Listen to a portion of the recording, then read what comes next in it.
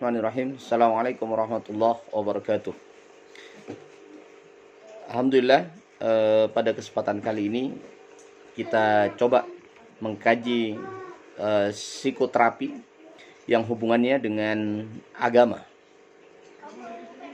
Pada dasarnya manusia diciptakan oleh Allah itu adalah ruh, yang kemudian roh ini kemudian ditiupkan ke dalam jasad manusia setelah 120 hari ketika menjadi janin.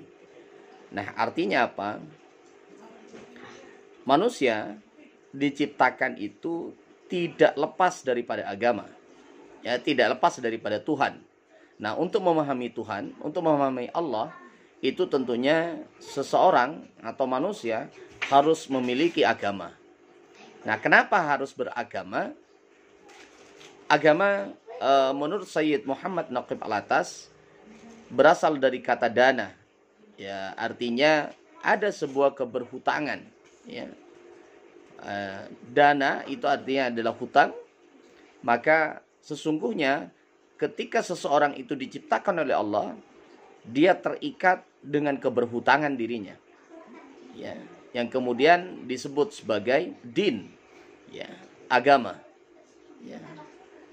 Nah, agama sendiri mengatur segala sesuatu, bahkan dari ujung rambut sampai ujung kaki, dari hal yang mudah sampai hal yang sulit, hal yang ringan sampai hal yang berat, diatur di dalam agama. Tidak ada aturan atau perundang-undangan apapun yang mengatur secara detail sebuah kehidupan kecuali dimiliki oleh agama.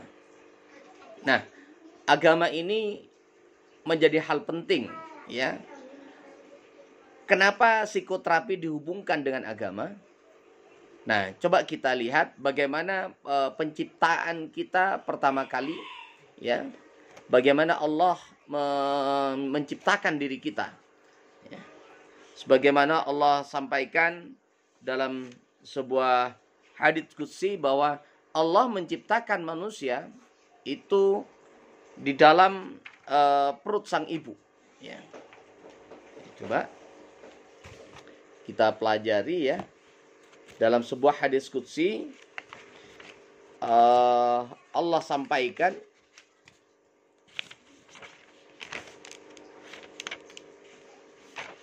bahwa manusia yang awalnya itu adalah sebuah atau suatu berbentuk dalam bentuk mani, ya, artinya suatu yang kotor, suatu yang bau, kemudian Allah pertemukan dengan ovum, Allah pertemukan dengan sel telur, kemudian disitulah proses sebuah penciptaan manusia. Di sini Allah sampaikan, ya, sungguhnya Allah menciptakan salah seorang di antara kalian dengan dikumpulkan dalam perut ibunya selama arba'ina lailah. Artinya ada 40 hari dan 40 malam.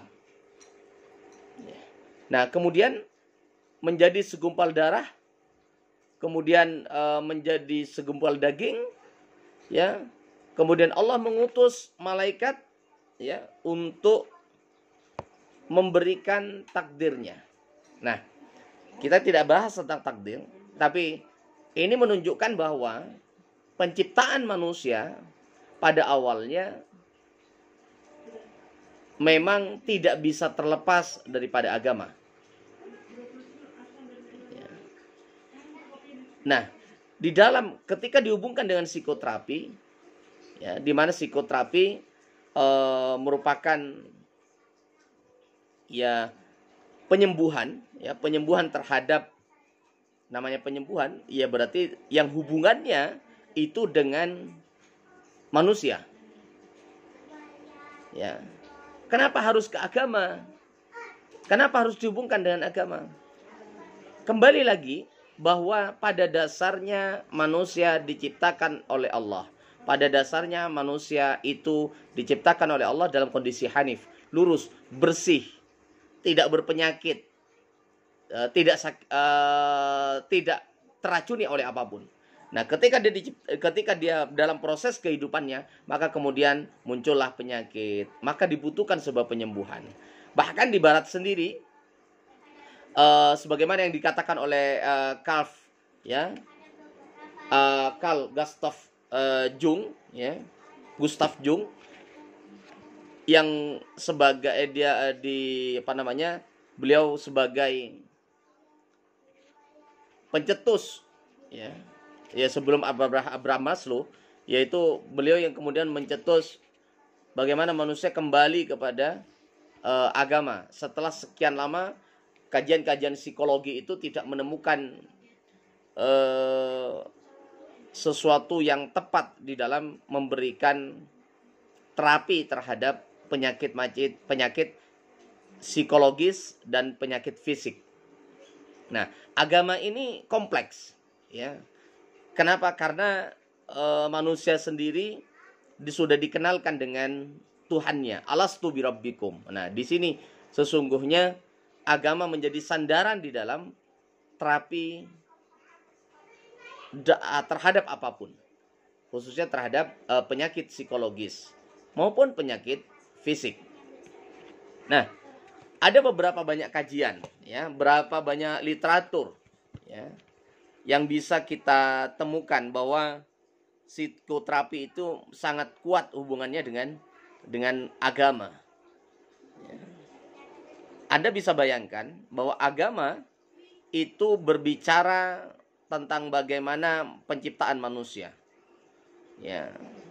Bahkan Allah telah menurunkan juga panduan bagaimana kita bisa hidup sehat. Panduan bagaimana kita bisa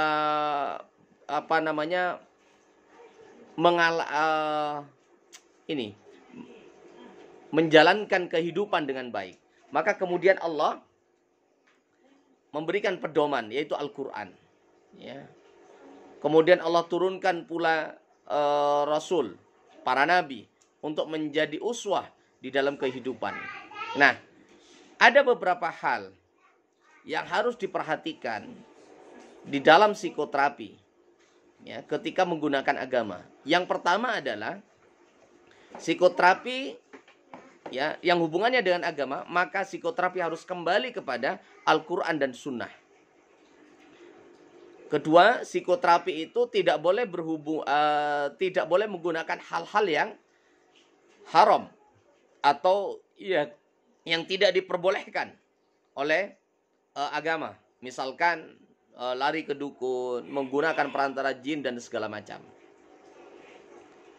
Ya. Atau menggunakan bahan-bahan yang haram yang kemudian harus menyentuh tubuh dan segala macam.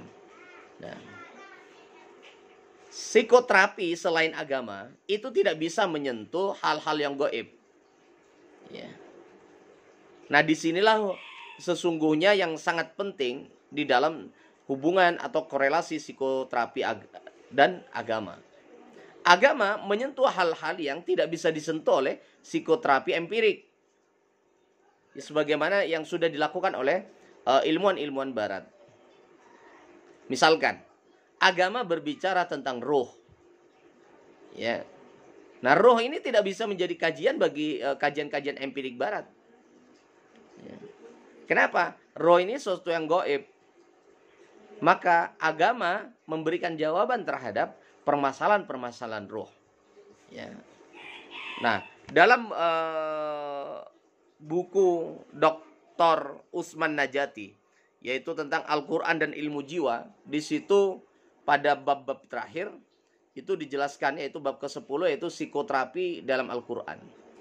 Artinya psikoterapi itu memiliki keterikatan kuat dengan agama. Sehingga apa? Di dalam memberikan psikoterapi itu bersandarkan atau melibatkan Allah di dalam memberikan penyembuhan. Tidak semata-mata karena karena sebuah obat, ya, karena sebuah metode dan segala macam. Ya, ini yang harus menjadi kesadaran utama dalam diri seseorang.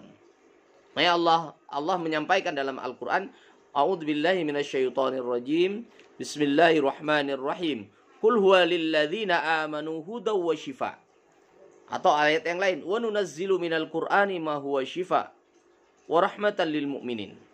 Ya. Atau ada ayat yang lain misalkan, hadza basairu linnasi wa hudaw wa rahmatul liqaumi yuqinun. Ya. Artinya apa? Sudah jelas, agama memberikan jawaban terhadap permasalahan hidup, terutama di dalam memberikan pengobatan-pengobatan terhadap fisik maupun ruh. Nah, di agama kemudian diajarkan ada beberapa terapi yang bisa dilakukan, misalkan terapi dengan sholat tahajud, misalkan, ya. Bagaimana terapi sholat tahajud ini waktu pagi hari yang luar biasa, orang bangun tidur, fisiknya metabolisme tubuh yang masih normal, kemudian dia berwudu, dia mandi, membersihkan diri, terus mandi, terus kemudian menghadap ruknya. Artinya ada ketika kondisi tubuh yang jernih, bersih, menghadap ruknya, itu akan sangat mudah untuk memberikan penyembuhan terhadap penyakit-penyakit psikis dan fisik. Ada lagi sholat wajib, ya, sholat fardu. Di mana sholat fardu ini Allah menempatkan atau menentukan waktu-waktu yang tepat bagaimana memberikan refresh terhadap tubuh kita. Waktu subuh, ya. Setelah sholat tahajud dilanjutkan dengan waktu subuh. Di mana waktu subuh ini juga waktu yang sangat-sangat fresh, ya, untuk melakukan penjernihan terhadap akal fikir kita. Kemudian waktu duhur, di mana seorang bekerja, ya, dari jam 7 sampai jam 12, itu waktu-waktu yang sangat sibuk. Kemudian Allah panggil dengan suara azan untuk melaksanakan sholat zuhur, ya, untuk melaksanakan sholat zuhur. Nah, ketika biasanya orang selesai melaksanakan sholat zuhur, dia akan merasakan fresh dalam dirinya, ya. Begitu pula waktu asar, ketika orang setelah kesibukannya dan segala macam, ya. Maghrib pun begitu, sampai ke sholat isya, sebelum mereka beristirahat secara total. Nah, ini luar biasa. Artinya apa? Agama memberikan jawaban, ya. Kemudian Allah juga menyampaikan beberapa terapi, misalkan dengan terapi zikir, dengan ayat ala bizikrillahi tatmainnul qulub. Nah, di sini Allah kemudian memberikan jawaban terhadap kegelisahan, penyakit-penyakit hati, ya, orang galau dan segala macam. Maka hatinya kemudian yang ditenangkan dengan cara berzikir kepada Allah Subhanahu wa taala. Ada lagi terapi dengan misalkan Allah menekankan makanan yang halal, lagi thayyib misalkan. Itu dalam rangka apa? Dalam rangka memberikan kestabilan terhadap tubuh. Ketika barang-barang, kenapa ada keharuman? Ya, kenapa ada keharuman? Karena dalam keharuman itu mengandung sesuatu yang mudarat terhadap tubuh kita. Ya, artinya tidak cocok dengan tubuh kita. Kenapa? Allah telah menciptakan tubuh kita dalam kondisi sempurna, baik fisik maupun secara batin maupun lahir. Laqad khalaqnal insana fi ahsani taqwim, kata Allah. Lengkap sudah.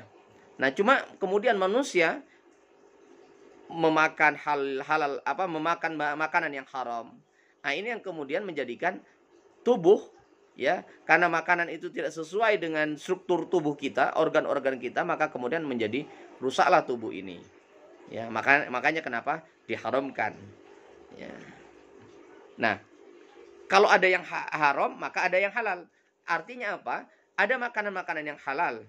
Artinya makanan itu cocok untuk struktur tubuh kita. Artinya baik secara gizi, vitamin, ya, itu pas atau sesuai dengan tubuh kita, ya. Nah, ini beberapa terapi, ya. Zakat misalkan, ya. Kenapa ada zakat? Diwajibkan zakat, ya. Karena zakat merupakan mampu memberikan pensucian, ya. pensucian terhadap tubuh kita, sebagaimana Allah sampaikan dalam surat At-Taubah, "Khudh min amwalihim shadaqatun tatahhiruhum wa tuzakkihim biha." Ya, di situ Allah sampaikan, ambillah zakat dari sebagian hartamu, ya, harta mereka, dengan zakat itu kamu membersihkan dan mensucikan mereka. Tidak hanya dari sisi harta, tapi juga cara berpikir kita terhadap harta. Yang awalnya galau dengan harta, kemudian dengan zakat mengikhlaskan, ya. Ikhlas itu kan membuat ketenangan. Nah, ketika orang semakin tenang, menunjukkan bahwa detak jantung di tubuh itu normal, ya, stabil. Maka ketika detak jantung itu stabil, maka aliran darah dalam tubuh, ya, aliran darah dalam tubuh itu juga akan mengalami kestabilan. Nah, kemudian ketika mengalami kestabilan, ya, penyakit-penyakit itu berarti mulai menghilang, mulai hancur, ya, dalam tubuh. Ya, samalah dengan kita ada paralon atau selang, kemudian diisi air, di dalamnya ada lumut dan segala macam, maka ini tidak lancar. Tapi ketika ini dibersihkan, ya, dibersihkan itu selang, ya, dari kotoran-kotoran, maka air ini berjalan dengan lancar. Begitu pula apa yang terjadi dengan tubuh kita. Maka kesimpulannya adalah agama menjadi suatu yang penting, ya, menjadi suatu yang wajib untuk dimiliki seseorang, dan karena agama mampu memberikan solusi-solusi terapi penyembuhan terhadap diri kita ketika kita mengalami sakit, baik itu sakit secara psikologis maupun sakit secara psikis. Ini yang bisa disampaikan secara singkat. Semoga bisa dikembangkan lebih jauh lagi, menjadi diskusi, ya, terus menjadi kajian-kajian lanjutan. Baik, ini yang bisa disampaikan. Terima kasih. Wa'afu minkum. Assalamualaikum warahmatullahi wabarakatuh.